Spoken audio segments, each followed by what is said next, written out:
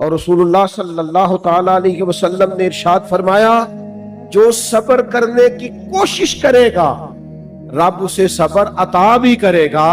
اور کیا الفاظ ہے اور کیا ان کا حسن ہے۔ حضور فرمانے لگے صبر سے بڑی نعمت کوئی نہیں۔ اگر تم مال کے معاملے میں صبر کر جاؤ، بے نیاز ہو جاؤ لوگوں کی جیبوں سے، بے پرواہ ہو جاؤ اور صبر کرنا چاہو تو اللہ تمہیں صبر دے گا اور رب تعالیٰ تمہیں بچا لے گا لوگوں سے۔ اور فرمایا صبر سے بڑی نعمت بھی کوئی نہیں۔ اللہ کہتا ہے کائنات بنانے والا کہتا ہے میں آزماؤں گا تو مالک ہم نے کیا کرنا ہے؟ فرمایا صبر کرنا ہے تم نے۔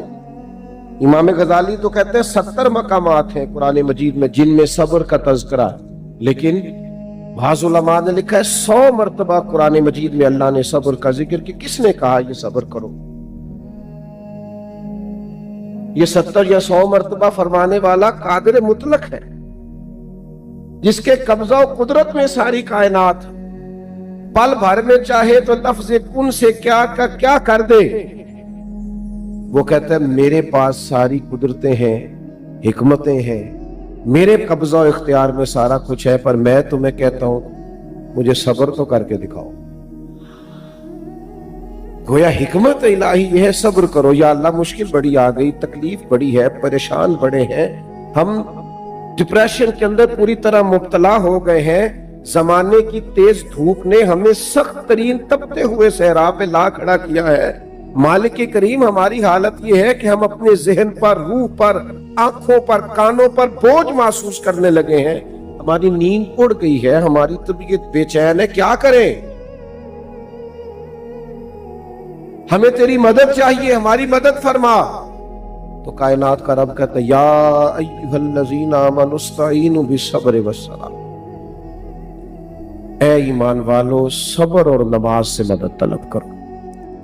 اور اگر تم یہ مدد طلب کرنے میں کامیاب ہو گئے، تم نے صبر کر لیا، تم عبادات کے پابند ہو گئے، تمہارے مصلے آباد ہونے لگے، تمہاری زبانوں پر ذکر جاری ہونے لگا، تم اپنے مالک کریم کو یاد کرنے میں کامیاب ہو گئے اور صبر کرنے میں کامیاب ہو گئے، تو مالک پھر کیا ملے گا؟ امتحان میں کامیابی ہو جائے گی، مشکل آسان ہو جائے گی، پھر ہمیں کیا ملے گا؟ تو کریم فرماتا ہے ان اللہ مع الصابرین، پھر تمہیں رب ملے گا۔ پھر تم یہ مت سمجھنا کہ تمہارے دائیں بائیں کوئی گن مین کھڑے ہیں، اور یہ مت سمجھنا کہ بڑی سیاسی شخصیات تمہاری پشت پر کھڑی ہیں، یہ مت سمجھنا کہ کروڑوں اربوں خربوں روپیہ لے کے کوئی آ گیا ہے، مشکل حل ہو گئی ہے۔ ان اللہ مع الصابرین، تمہاری پشت پہ انسانوں کی قوت خالی نہیں ہوگی، تمہیں رب کریم کی قوت ملے گی۔ صبر کرنے والوں کو معیت الہی نصیب ہوتی، معیت الہی۔ صبر ایک نعمت ہے، صبر ایک طاقت ہے، صبر خوش تدبیری ہے، صبر بزدلی کا نام نہیں۔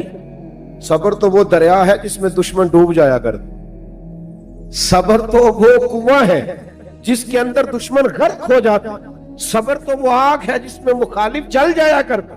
آپ صبر کو سمجھے تو صحیح، صبر کو بزدلی تو نہیں، چپ کر جانے کا نام تو نہیں، صبر تو دلیری ہے۔ امام اعظم ابو حنیفہ رحمۃ اللہ علیہ، آپ چوک میں گزرے تو آپ کے ایک مخالف نے بڑی سخت ترین آپ کی توہین کی، آپ نے صبر کیا، تھوڑا سا آگے گئے تو وہ آدمی دھڑام سے زمین پہ گرا، روح پرواز کر گیا۔ لوگوں نے کہا حضور یہ کیا ہوا؟ فرمایا کچھ بھی نہیں۔ کہا حضور وہ گر گیا۔ فرمانے لگے اس نے میری توہین کی تھی، میں نے رب کی رضا کے لیے صبر کیا، اس نے سمجھا تھا میں لاوارث ہوں۔ بس سمجھو ابو حنیفہ کے صبر نے اس کی جان لے لی ہے، میرے صبر نے اس کی جان لی۔ صبر تو ایک دریا ہے، صبر تو ایک سمندر ہے، صبر تو اتنی بڑی گہرائی ہے جس پہ ڈوب جاتا ہے۔ ہاں جب صبر کرنے پر رب مل رہا ہے، رب کا رسول مل رہا ہے، صبر کرنے پر اللہ والے مل رہے ہیں، یہ سارے صابرین ہیں۔ تکلیفیں نبیوں پہ آئی، تکلیفیں صدیقوں پہ آئی، تکالیف شہیدوں پہ آئی، تکالیف صحابہ پہ آئی، تکالیف اہل بیت نبوت پہ آئی۔ آپ کو پتہ ہے جو تکلیفیں سہ کے جائیں گے اس صف میں کھڑے ہوں گے جس کے امام حسین ہوں۔ تو یہ اتنی بڑی نعمتیں صبر پر ملتی ہیں، اتنی بڑی نعمتیں۔ क्या सबर कोई आसान काम है? तो रब कहता है वस्तईनु बिस्सब्रि वस्सलात वइन्नहा लकबीरतुन इल्ला अलल खाशिईन। पर मैं सबर और नमाज से मदद मांगो, लेकिन हैं ये दोनों मुश्किल काम।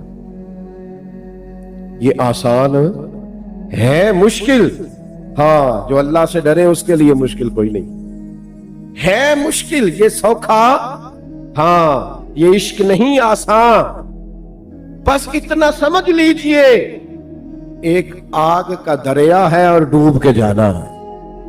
ये आसान कोई नहीं। इसे ऐसे ना समझे कि ये पड़ी हुई कुछ चीज है तो आप उठा के इसको अपनी जेब में रख लेंगे। वह इन्नहा लकबीरतुन, सब्र करना मुश्किल काम है, नमाज पढ़ना मुश्किल काम है, ये आसान नहीं है। लेकिन मेरे अजीजों याद रखो, इस सब्र में जो लज्जत है, इस सब्र में जो कैफ है, इस सब्र में जो सुरूर है, इस सब्र के अंदर अल्लाह तबारक व तआला का जो फजल बसता है, इस सब्र के अंदर जो अल्लाह तबारक व तआला अता करता है, कमाल चीज है। हमारे आजकल सोसाइटी में सब्र नहीं है, हौसला नहीं है, थोड़ा अल्लाह के फैसलों का इंतजार नहीं है।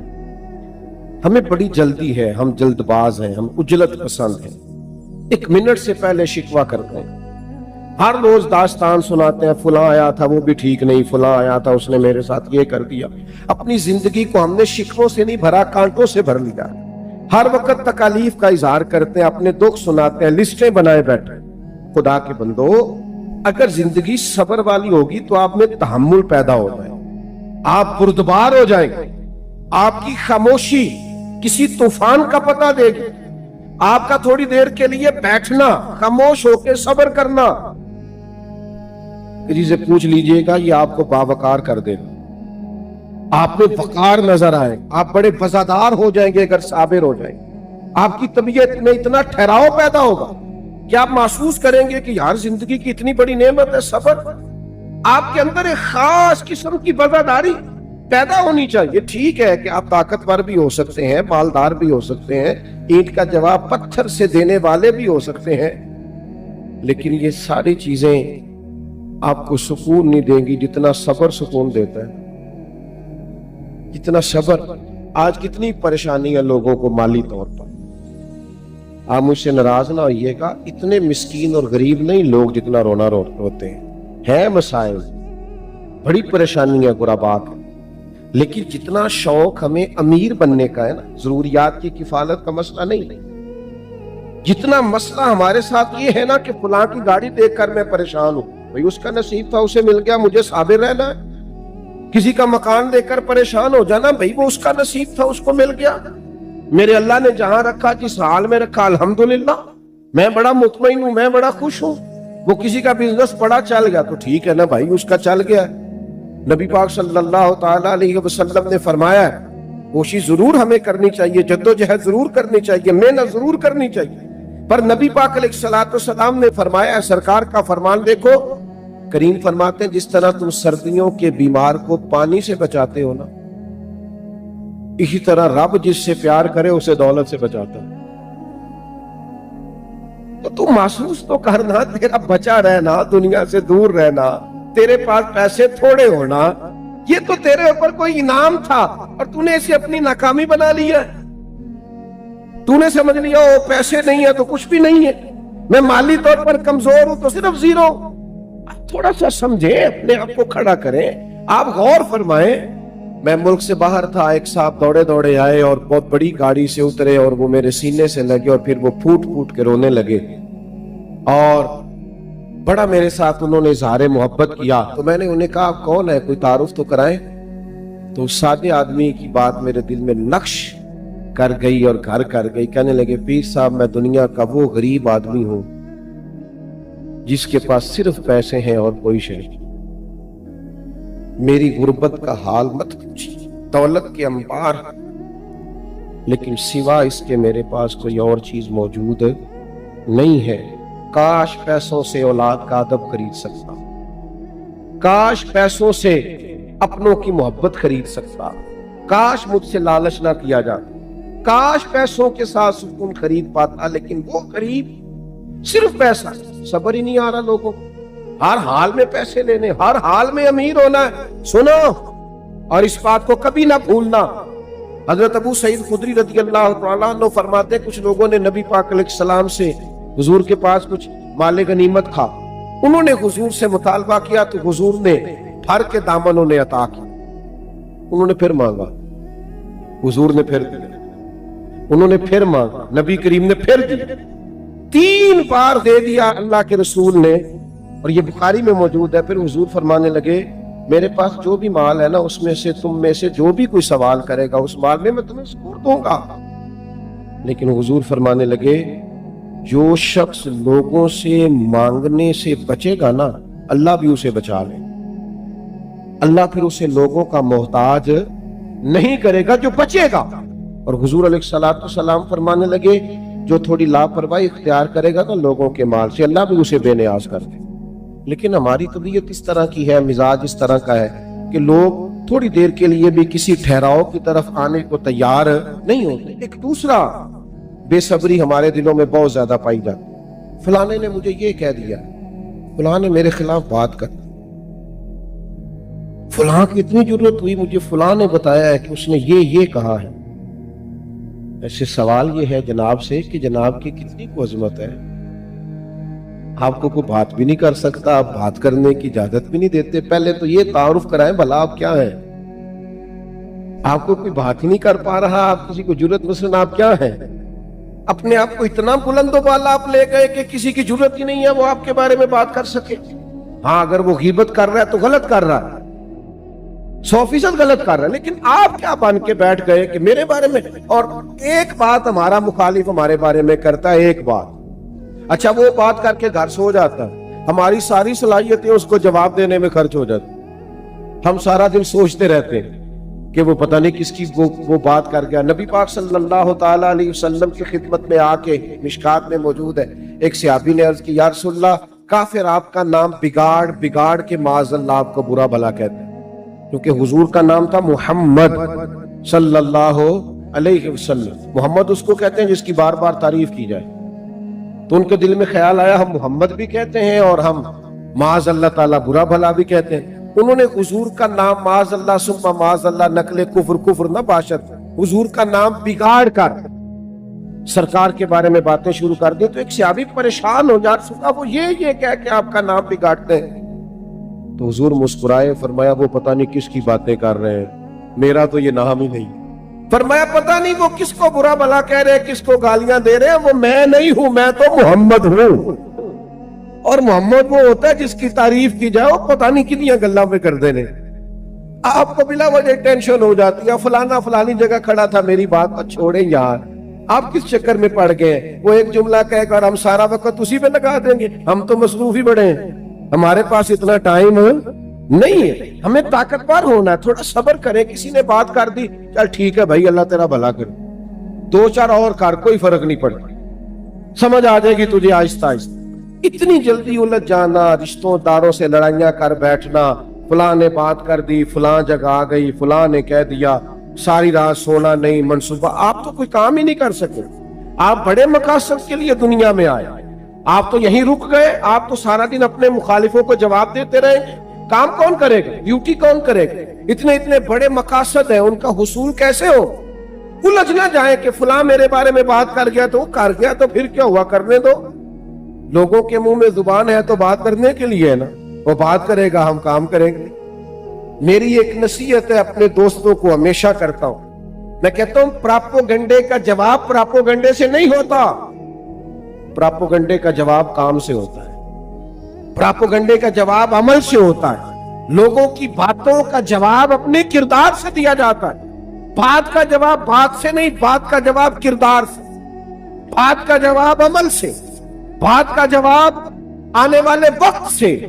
آپ یقین کریں جو لوگ آپ کو تانا دیتے ہیں نا تو کچھ نہیں کر سکتا، آپ کچھ کر کے دکھائیں، وہ آپ سے ملاقات کرنے والوں کی لائنوں میں کھڑے نظر آئیں، آپ کچھ کر کے تو دکھائیں نا۔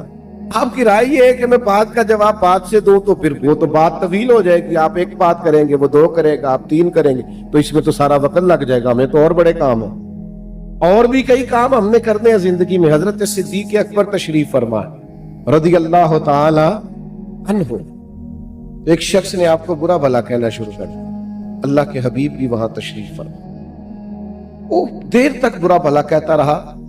ادھر دیکھو نوجوانوں میری طرف، یہ ذرا 2-3 دفعہ تانا سن کے اور سہ کے اور مسکرا کے دیکھو تو صحیح، یہ تھوڑا تجربہ تو کرو بھلا، 2-4 دفعہ کر کے دیکھو نا۔ آپ کو کسی نے برا کہا، آپ نے سنا بھی، سہا بھی، اور ساتھ تھوڑا سا آپ مسکرائے بھی، اور اگر اور زیادہ ہمت کریں تو اسے کہہ دیں یار تو دعا کرنا اللہ مجھے ٹھیک کر دے۔ یہ ذرا کر کے جتن تہار کوئی کھیڈے تو ہارن کھیڈ فقیرا، جتن دا مل کھوٹی پیندا ہارن دا مل ہیرا۔ چھوڑنا چل ٹھیک ہے یار کر لیں، آپ تھوڑا سا یہ کر کے تو دیکھیں۔ حضرت صدیق اکبر کو برا کہتا جا رہا، جناب صدیق اکبر اطمینان سے بیٹھے۔ مزے کی بات بتاؤں، اس محفل نور میں رسول رحمت بھی تشریف، امام الانبیاء بھی جلوہ فراز، اللہ کی ساری رحمتوں کے جھرمٹ میں کریم بھی وہاں تشریف فرما ہے۔ گویا قدسی جھک جھک کے اس حجرہ نور کی طرف آ رہے ہیں، جا رہے ہیں، لائنیں لگی ہوئی ہیں زیارت کرنے والوں، کریم تشریف فرما ہے۔ حضرت صدیق اکبر کو بلا بلا کہہ رہا ہے۔ ایک وقت آیا جناب صدیق اکبر کا پیمانہ صبر لبریز ہوا، اس نے بڑی باتیں کی۔ حضرت صدیق نے جواب میں ایک ہی بات کی، تھوڑا سا محفل پہ سناٹا چھایا، کیونکہ پہلے وہ کر رہا تھا، جناب ابوبکر سن رہے تھے۔ اب جناب صدیق اٹھے، جناب صدیق نے ایک بات کی اس کو، تو اللہ کے رسول اس محفل سے اٹھے۔ اگر آپ اس بات کی گہرائی میں اتریں گے تو کلیجہ ٹھنڈا ہو جائے، آپ کو کئی دفعہ یہ باتیں کرنے والے اچھے لگنے لگ جائیں گے، آپ سارا دن اپنی صلاحیت ضائع نہیں کریں گے ان کے بارے میں سوچ وہ دیر تک آپ کو برا بلا کہتا رہا، سنتے رہے۔ حضرت صدیق نے ایک جواب دیا، محفل کا رنگ تھوڑا بدل گیا، اللہ کے رسول اٹھے، حضور اٹھ کے اس حجرے سے باہر نکلے۔ حضرت صدیق اکبر بھی دوڑ کے پیچھے آئے، عرض کی یا رسول اللہ میرے ماں باپ قربان ہو، میرا دل میری روح قربان ہو، اس نے اتنی باتیں کی آپ بیٹھے رہے، میں نے ایک کی آپ اٹھ کے آ گئے۔ ذرا کریم کے جواب کی روحانیت کی بلندی دیکھیے، یہ کیا معراج حضور نے جناب صدیق اکبر کی بیان کی۔ حضور فرمانے لگے ابو بکر جب تک وہ بول رہا تھا آپ چپ تھے نا، اللہ نے آپ کے سرانے فرشتہ کھڑا کیا ہوا، اوئے ہوئے ہوئے قربان، وہ آپ کی طرف سے جواب دے رہا تھا کہ نہیں ابو بکر تو ایسے نہیں، نہیں ابو بکر تو ایسے نہیں، نہیں ابو بکر تو ایسے نہیں۔ فرمایا جب آپ بولے ہیں، آپ نے خود اپنا دفاع کیا ہے، فرشتہ اٹھ کے چلا گیا ہے، فرشتہ چلا گیا ہے تو میں بھی آ گیا، آپ کی طرف سے اللہ نے فرشتہ کھڑا کیا ہوا تھا، قربان جائیں۔ سنو جناب صدیق اکبر کے بارے میں بات کرنے والوں، ابو بکر صدیق کی طرف سے جواب دینے کے لیے تو اللہ نے فرشتے مقرر فرما رکھے۔ اللہ نے فرشتے، تم کیا جانو ان کی عظمتوں کو، کیا جانو ان کی رفعتوں کو۔ اگر آپ چاہتے ہیں خدائی طاقتیں آپ کی طرف سے جواب دیں، خدائی طاقتیں، پھر میرے بھائی آپ کو تھوڑا سا صبر کرنا پڑے گا۔ آپ صبر کریں گے پھر آپ محسوس کریں گے کہ خدائی طاقتیں، ان اللہ مع الصابرین کا عملی مظاہرہ ہو رہا ہے۔ ایک تو دولت کے معاملے میں صبر کریں، دوسرا کوئی بےہودگی کرے، خاندان میں، قبیلے میں کوئی آپ کا مخالف بنے تو تھوڑا اپنے اندر صبر پیدا کریں۔ تیسری بات ہم نے امام حسین سے یہ سیکھنی ہے، اور یہ جو میں نے کہا نا دشمنوں کی گفتگو کے بارے میں بھی آپ صبر کریں، امام حسین نے یہ والا صبر بھی کیا۔ میں نے ایک مرتبہ کہا تھا کہ میرا حسین ابھی کربلا میں ہے، آج بھی بڑے چھپے لوگ یزید کی سپورٹ نہیں کرتے، آج بھی لوگ کہتے نہیں کہ امام حسین کا یہ اقدام درست نہیں تھا، معاذ اللہ، تو آج بھی انہوں نے سارا کچھ قربان کر دیا، ان کے بارے میں معاذ اللہ ثم معاذ اللہ نقل کفر نم، زبانیں کھلی ہوئی نہیں لوگوں کی کہ وہ اقتدار کے لیے آئے۔ کتنے تانے سہے ہیں حضور کی اولاد نے، اور سب کچھ قربان کیا ہے، تو چار تو بھی سہ کے دے، اس کا مزہ لے، زخم پہ زخم کھا کے جی، اور ذرا خون جگر کے گھونٹ پی، چپ کر، آہ نہ کر لبوں کو سی، یہ عشق ہے کوئی دل لگی نہیں، یہ کوئی ایسی ویسی بات ہے، تھوڑا سہ نہ، برداشت کر۔ سہ رہے ہیں آج بھی امام حسین، لوگ باتیں کرتے ہیں آج تک معاذ اللہ ثم معاذ۔ تیسرا ایک پہلو امام حسین کی زندگی سے جو ہمیں بڑا اہم ملتا ہے، وہ یہ ہے کہ اپنے جب جدا ہو تو یہ بڑا مشکل وقت آتا ہے. اپنوں کی جدائی یہ بڑی تکلیف دہ ہوتی ہے، اور اس کا درد اتنی دیر تک بندے کو محسوس نہیں ہوتا جب تک وہ درد چکھ نہیں لے. جنہاں دے دل پر جانی بچھڑن کون روے پھر تھوڑا، سب روگاں دا روگ محمد جس کا نام وچھوڑا. یہ مشکل کام ہے، لیکن اس مقام پہ بھی کائنات کا رب کہتا ہے تو صبر کر، تو حوصلہ کر، تو اپنے اندر دلیری پیدا کر. تیری طبیعت میں یہاں بھی بے چینی نہ ہو، واویلا نہ ہو، جزا فضا نہ ہو، یہاں بھی تو حوصلے کا مظاہرہ کر. اور پہاڑ تھے امام حسین حوصلے کا.